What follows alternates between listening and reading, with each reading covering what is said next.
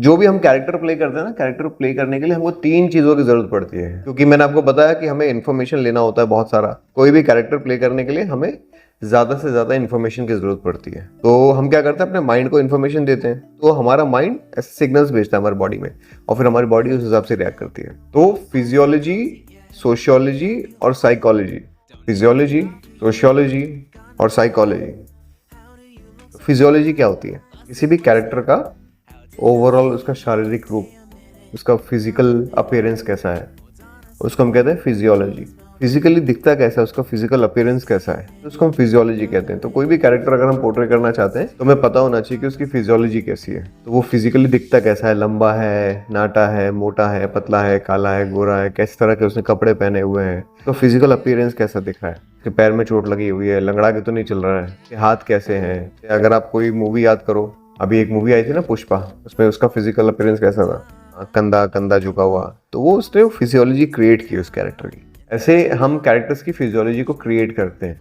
या अगर आप कोई बायोपिक कर रहे हो, उसमें कोई कैरेक्टर का एक पर्टिकुलर तरीका है चलने का, बैठने का, उठने का, देखने का, तो उसको हम कॉपी करते हैं। तो ये उसका फिजिकल अपीयरेंस है, फिजियोलॉजी उसकी ऐसी है।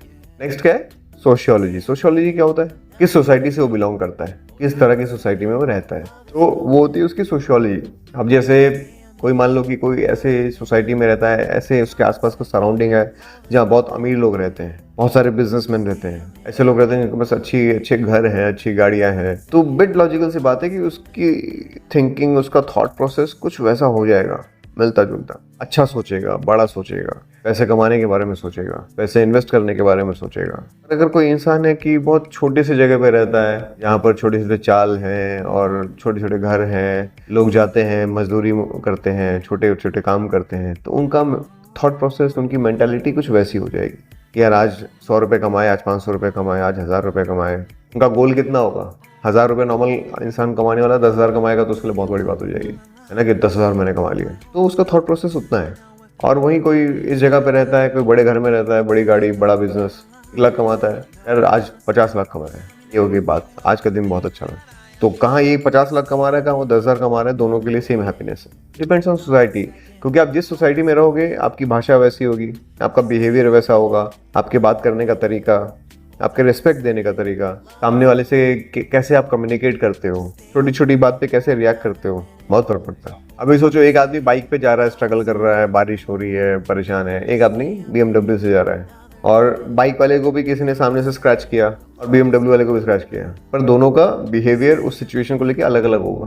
BMW वाला थोड़ा सा नॉर्मल रिएक्ट करेगा, गाली गलौज नहीं करेगा, उतरेगा, देखेगा, अच्छा ये प्रॉब्लम है, इतनी कैलकुलेट करेगा, कैलकुलेट करेगा, यार इतना टाइम वेस्ट करके फायदा नहीं, चलो इतना टाइम वहाँ पे वेस्ट करेगा, उससे ज़्यादा मतलब जो पैसे का उसका नुकसान हो रहा है, उससे ज़्यादा उसका टाइम का नुकसान हो रहा है। तो बोलेगा छोड़ो यार, ये सब चीज़ों में क्या पड़ना है, निकलो आगे, कुछ और देखते हैं। बाइक वाला मारेगा, पीटेगा, हेलमेट निकालेगा, हेलमेट से मारेगा, है ना, शीशा फोड़ने पे आ जाएगा। क्यों? क्योंकि उसके लिए वो बहुत इंपॉर्टेंट है। उसके लिए वो जो नुकसान हो रहा है 10,000 5,000 रुपये का, वो ज़्यादा इंपॉर्टेंट है, क्योंकि उतने टाइम में वो उतना पैसा नहीं कमाता है।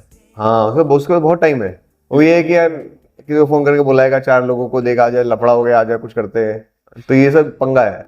आपको समझ में आएगा कि आप किस सोसाइटी में रहते हो, उस इंसान को देख के आपको समझ में आ जाएगा इसका बैकग्राउंड क्या है। तो ये थॉट प्रोसेस चेंज होता है आपकी सोसाइटी से, आपकी सोशियोलॉजी से, आपके किस तरह के दोस्त हैं, नशा करने वाले दोस्त हैं या बड़े बड़े बिजनेस स्कूल में पढ़ने वाले दोस्त हैं, की एक्टिविटीज, उनका बिहेवियर, वो किस जगह रहते हैं, कैसा खाते हैं, कैसा पीते हैं, बहुत सारी चीजें बदल जाती है। तो आप जब भी कोई कैरेक्टर प्ले करते हो तो आप देखते हो कि सोशियोलॉजी क्या है इसकी, कहाँ से बिलोंग करता है, तो वैसे ही उसकी भाषा, उसका रहन सहन, उसका खाना पीना, उसका पहनावा सब चेंज हो जाएगा। तो ऐसे हम देखते हैं। अभी हमने समझा फिजियोलॉजी, सोशियोलॉजी, अब साइकोलॉजी। साइकोलॉजी क्या है? हाँ, उसकी थिंकिंग कैपेसिटी या फिर उसका थॉट प्रोसेस, चीज़ों को सोचना। जैसे मैंने अभी बताया कि हर सिचुएशन पे अलग अलग तरीके से लोग रिएक्ट करते हैं। तो एक इंसान है जो बहुत ज़्यादा फाइनेंशियली परेशान है, फाइनेंशियली बहुत डिस्टर्ब है, तो उसकी साइकोलॉजी कैसी होगी?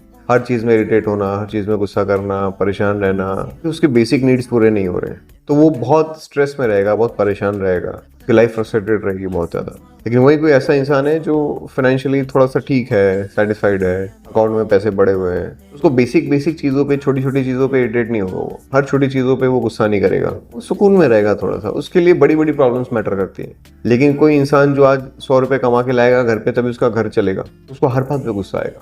फैमिली इश्यूज भी बहुत सारे होंगे, पर्सनल इश्यूज बहुत सारे होंगे। तो आप एक कैरेक्टर प्ले कर रहे हो, एक हवलदार है उसका कैरेक्टर प्ले करना, और एक पुलिस कमिश्नर है उसका कैरेक्टर प्ले करना, दोनों में ज़मीन आसमान का फ़र्क हो, क्योंकि दोनों की ज़िंदगी बहुत अलग अलग है। एक हवलदार कहाँ रहता है, उसके बच्चे कैसे परवरिश कर रहा है, वो बच्चे कौन से स्कूल में जाते हैं, बच्चों का फ्रेंड सर्कल क्या है, उसके बच्चे कैसे बात करते हैं, वो किस सोसाइटी में रहता है, उसको सोसाइटी वाले कैसे हैं, वहाँ पे उसको 100 हज़ार 5-5 हज़ार रुपये के लिए बहुत पापड़ बेलने पड़ रहे हैं, और यहाँ पे उसके पास अच्छा खासा पैसा है, well settled family, well settled society, security guards, ये वो हर तरह की फैसिलिटीज़ उसको मिल रही हैं, इज्जत है पूरे समाज में, सोसाइटी में। उसकी मेंटालिटी, उसका थॉट प्रोसेस, उसकी साइकोलॉजी सब अलग होगा। जैसे कभी भी कोई फिल्म देखो तो आपको दिखाई देगा, हवलदार को जब दिखाते तो बेचारा बड़ा परेशान है, स्ट्रेस है चेहरे पे, नींद नहीं हो रही है, टेंशन है। और वहीं पुलिस कमिश्नर को दिखाते हैं मस्त आया, एकदम आराम से बैठा है एसी में, कूल है, रिलैक्स्ड है, चेहरे पे स्माइल है,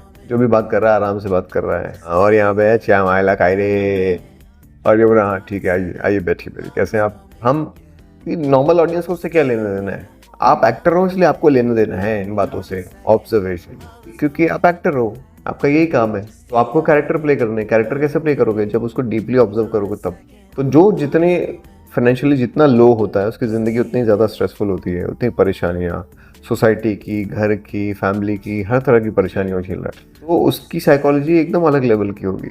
और वहीं कोई आदमी जो सेटल्ड है, पैसा है, अच्छा घर, अच्छी गाड़ी, अच्छी फैमिली, सुकून, उसकी लाइफ एकदम सेटल्ड अलग तरीके से, उसकी साइकोलॉजी एकदम अलग है, कूल माइंडेड है, शांत रहेगा एकदम, हर सिचुएशन को आराम से हैंडल करेगा। ये हर जगह होता है, हर प्रोफेशन में होता है, किसी भी फील्ड में, किसी भी जगह पे। आपका भी जो बिजनेस है आप वहाँ पे भी देखो, जो आपके एकदम लोअर वाली जो स्टाफ्स होंगे, स्ट्रेस रहते हैं, हमेशा परेशान रहते हैं, फ्रस्ट्रेटेड रहते हैं, हाँ ऐसे बहुत सारे लोग हैं, आपको हर जगह दिखाई देंगे। तो ऑब्जर्व करना शुरू करो। ये 3 बहुत इंपॉर्टेंट फैक्टर्स होते हैं, फिजियोलॉजी, सोशियोलॉजी और साइकोलॉजी। ये तीनों चीज़ें हमें पता होनी चाहिए, तब हम कोई कैरेक्टर प्ले कर पाएं। चीज़ें चाहिए होती है हमें कोई भी स्किल को सीखने के लिए। अगर हम कोई स्किल सीखना चाहते हैं तो ये 3 बहुत इंपॉर्टेंट चीज़ें जो हमें पता होनी चाहिए। कौन कौन सी?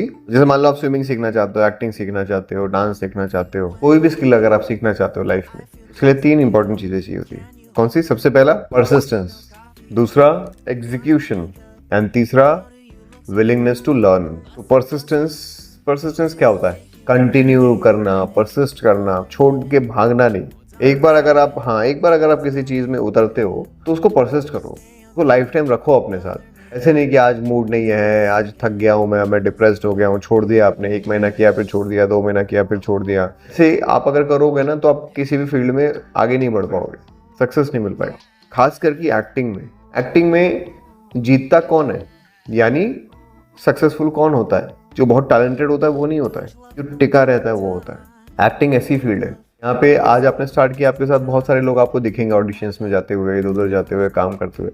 आने वाले 5 साल बाद सब गायब हो जाएंगे, टिकते ही नहीं है, टिक ही नहीं पाते यहाँ पे। हाँ, सर्वाइव करना डिफिकल्ट है, मुश्किल है। इसलिए मैं कल आपसे कह रहा था कि आप लकी हो, आपकी फैमिली है, बिजनेस है, सपोर्टिव है लोग आपके लिए, तो आप लकी हो, आप टिक सकते हो। इसलिए मैंने आपसे कहा कि आपका फ्यूचर ब्राइट है। एज अ एक्टर अगर आप काम करना चाहते हो, यहाँ पे सक्सेसफुल होना चाहते हो, तो परसिस्टेंस, रुको, टिके रहो, सीखते रहो, समझते रहो, ग्रो करते रहो। बहुत ज़्यादा स्पीड से ग्रो नहीं कर रहे हो, कोई बात नहीं, आराम से ग्रो करो, हड़बड़ी नहीं होनी चाहिए। 1 साल में करना है, 2 साल नहीं, कोई बात नहीं, अपना बिजनेस करते रहो। महीने में 4 काम आएगा, अच्छा काम आएगा, करो, साथ साथ ये भी करते रहो। अब महीने में आप अगर 4 काम भी कर रहे हो तो 1 साल में कितने काम हो गए? 48 वर्क हो गया आपके पास 1 साल का। जब 1 साल का प्रोफाइल देखोगे तो 48 काम, कितना बड़ा प्रोफाइल हो गया। अब आप सोचोगे नहीं 1 ही महीने में मुझे 48 चाहिए, ये गलत थॉट प्रोसेस होता है। आप अपना बिजनेस भी कर रहे हो, पैसे भी कमा रहे हो, साथ साथ काम भी कर रहे हो। 48 आपका प्रोफाइल बन गया, 48 वर्क का 2 साल में कितना हो गया? कितना बड़ा प्रोफाइल हो गया कि आपने 96 टीवी सीरियल्स में काम किया है, 96 एड्स किए हैं आपने, अलग अलग फिल्म में, वेब सीरीज में, इधर उधर। 98, 96, 100 आप जैसे 3 साल कर लोगे तो कितना हो गया? 150 काम कर लिया आपने। 4 साल किया तो 200, मतलब 4 साल में 200 काम किया आपने, इतना बड़ा प्रोफाइल हो गया। लाइफ को ऐसे देखो एज एक्टर, और ये काम बढ़ता रहेगा, क्वालिटी भी बढ़ती रहेगी और काम भी बढ़ता रहेगा। पहले साल में मान लो 40-50 काम किया आपने, दूसरे साल में 50 की जगह 60 हो जाएगा, 70 हो जाएगा, तीसरे साल में 100 हो जाएगा। वो ऑटोमेटिकली कंपाउंडिंग इफेक्ट पे काम करता है। चीजें बढ़ती रहेंगी, क्वालिटी ऑफ वर्क भी बढ़ेगा, पैसे भी ज्यादा मिलेंगे, क्वांटिटी भी बढ़ेगी। इतना ही पेशेंस चाहिए आपको, एक्स्ट्रा पेशेंस लाने की जरूरत ही नहीं है। आप प्रोसेस को समझ लो, क्या है प्रोसेस। चुपचाप अपना आप जो काम कर रहे हो करते रहो, साथ साथ एक्टिंग करते रहो और धीरे धीरे आपका प्रोफाइल ग्रो हो रहा है। आप कोई एक्स्ट्रा एफर्ट थोड़ी मार रहे हो, एक्स्ट्रा करने की जरूरत थोड़ी है। सिंपल अपनी लाइफ को जी रहे हो और यहाँ भी ग्रो कर रहे हो, यहाँ भी ग्रो कर रहे हो। ऐसी मेंटालिटी होनी चाहिए। आने वाले फिर 5 साल बाद, 6 साल बाद आपका एक बड़ा प्रोफाइल हो जाएगा कि यार ये एक्टर है और बहुत अच्छा काम कर रहा है, और बिना कुछ एक्स्ट्रा स्ट्रेस लिए। और फिर आपको अच्छी अच्छी फिल्में मिलने लग जाएंगी, अच्छी वेब सीरीज मिलने लग जाएंगे, उनमें बड़े बड़े कैरेक्टर्स कर रहे होंगे। लाइफ को ऐसे देखो, स्ट्रेस लेके मत देखो। स्ट्रेस लेके देखोगे तो अरे पैनिक करोगे बहुत ज्यादा। ये एक महीने में नहीं हुआ, 2 महीने में नहीं हुआ। आपका टारगेट क्या है? 1 साल में 48 अच्छे काम चाहिए, सिंपल। तो परसिस्टेंस, भागना नहीं है, डरना नहीं है, छोड़ना नहीं है, लगे रहना आराम से। अपना ये भी काम करते रहो, ये भी करते रहो, ये भी करते रहो, ऑडिशंस देते रहो, काम आएगा काम करो, बाकी टाइम अपना बिजनेस करते रहो, पैसे कमाते रहो। तो क्या है? एग्जीक्यूशन। एग्जीक्यूशन क्या? किस चीज का? जो भी आप समझ रहे हो एक्टिंग के बारे में, कोई इमोशन या कोई एक्सप्रेशन या कोई बॉडी लैंग्वेज, या मैंने आपको कुछ बताया कि इसको इस तरीके से बोलो, उसको उस तरीके से बोलो, करके देखो, एग्जीक्यूट करो। जो भी आपके दिमाग में आ रहा है थॉट कि अरे यार मैं इसको अगर ऐसे चल के बोलूंगा तो अच्छा लगेगा, इसमें अगर गोल गोल घूम के बोलूंगा तो अच्छा लगेगा, तो सिर्फ सोचो मत, एग्जीक्यूट करो, कर लो, करके देखो। तो क्या करते हैं, ज्यादातर एक्टिंग सिर्फ दिमाग में करते हैं, दिमाग में सोच लेते हैं कि मैं इसको ऐसे करूंगा, ऐसे करूंगा, ऐसे करूंगा, और जब करने की बारी आती है तो कुछ नहीं करते। कैमरे के सामने कुछ नहीं करते हैं, खाली बैठ के सोचते रहते हैं।